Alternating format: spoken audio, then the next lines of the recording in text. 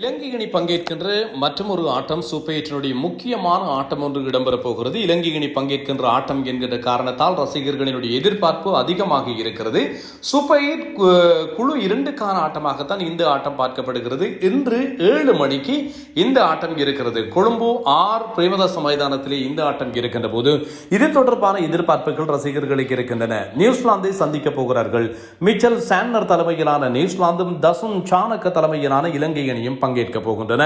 தசுன் சாணக் என்ன செய்ய போகிறார், அணி கட்டமைப்பிலே எப்படி மாற்றங்கள் வரப்போகிறது என்று சொல்லி எல்லோரும் எதிர்பார்க்கிறார்கள். குசல் மெண்டிஸ் மற்றும் பெத்தும் நிசங் ஆகியோர் ஆரம்ப வீரர்களாக வரப்போகிறார்கள். ஒரு எதிர்பார்க்கப்பட்ட ஒரு நல்ல மாற்றம். அதே போன்று அசலங்கவை நம்பர் 3 கொண்டு வரப்போகிறார்கள் என்று சொல்லிய செய்திகள் வெளிவருகின்றன. மற்றபடி பெரிதான மாற்றங்கள் இருக்காது என்று சொல்லி நம்பப்படுகிறது. தொடர்ச்சியாக சொதப்பிய கமில் மிஷாரவை வெளியில் வைத்துவிட்டு இந்த முடிவை எடுக்க போகிறார்கள். ஏற்கனவே சரித் அசலங்க சில ஓவர்கள் ஸ்பின் பங்களிப்பு கொடுக்கக்கூடியவராகவும் இருக்கிறார் என்பதும் ஞாபகப்படுத்தத்தக்கது. நம்பர் 3 அவருக்கு கொடுக்கப்படுகிறது என்று சொல்லியும் சொல்லப்படுகிறது.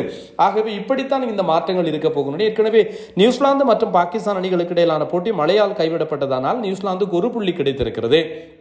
இலங்கை அணியை பொறுத்தவரையில் இங்கிலாந்துக்கு எதிராக விளையாடி இருக்கின்ற போட்டியிலே தோல்வியை தழுவி இருக்கின்ற காரணத்தால் அவர்களுக்கு புள்ளிகள் இல்லை. ஆகவே இன்று நியூசிலாந்து அணி வெற்றி பெறுமாக இருந்தால் அவர்களுக்கு 3 புள்ளிகள் கிடைப்பதற்குரிய ஒரு வாய்ப்பு இருக்கிறது. இலங்கை வெற்றி பெறுமாக இருந்தால் இலங்கை அரையிறுதிக்கான ரேஸிலே தொடர்ந்து பயணிக்கக்கூடியதான வாய்ப்பு இருக்கும் என்று சொல்லியும் கருதப்படுகிறது. 170-180 ஓட்டங்கள் இந்த பிரேமதாச மைதானத்திலே பெற்றுக்கொண்டால் அது ஒரு பலமான ஒரு ஓட்ட இயக்கியாக இருக்கும் என்கின்ற கதைகள் இருக்க, பெத்தும் நிசங்க தொடர்ச்சியாக இலங்கைக்காக நல்ல பங்களிப்பை கொடுப்பவர். அவரை நம்பியேதான் இலங்கையினுடைய துடுப்பாட்டம் இருக்கிறது என்பது முக்கியமானது. இன்றைய போட்டியிலும் கூட பெத்தும் நிசங்க மிகச்சிறப்பாக விளையாடுகின்ற பட்சத்தில் இலங்கை முதலில் துடுப்படுத்தாடமாக இருந்தால் நல்ல நிலையில் இலங்கை ஒரு ஓட்ட எண்ணிக்கையை பெறுவதற்குரிய வாய்ப்பு இருக்கிறது. 2 அணிகளுக்கு இடையிலான போட்டிகளை பொறுத்தவரையில் நியூசிலாந்து அணி 16 தடவைகள் வெற்றி பெற்றிருக்கிறது. 9 தடவைகள் இலங்கை வெற்றி பெற்றிருக்கிறது என்பதும் கவனிக்கத்தக்கது. இலங்கை மண்ணிலே இடம்பெற்றிருக்கின்ற போட்டிகளிலே இலங்கை 5 தடவைகளிலும் நியூசிலாந்து 3 தடவைகளும் வெற்றி பெற்றிருக்கின்றன என்பது முக்கியமானது.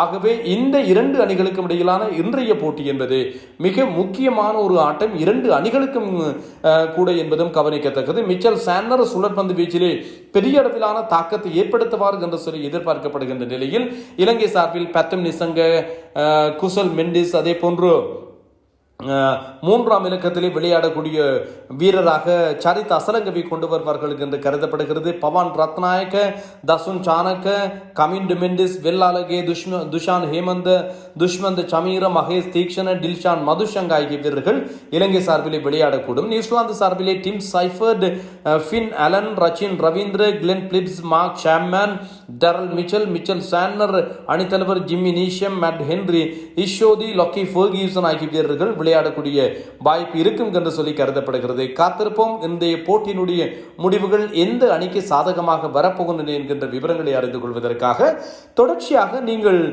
ஸ்போர்ட்ஸ் தமிழ் லைவ் யூடியூப் சேனலோடு இணைந்திருக்கலாம். உங்களுக்கு தொடர்ச்சியான உலகக்கிண்ணம் தொடர்பான விவரங்களை தருவதற்கு நாங்கள் காத்திருக்கின்றோம். நான் தரணிதரன்.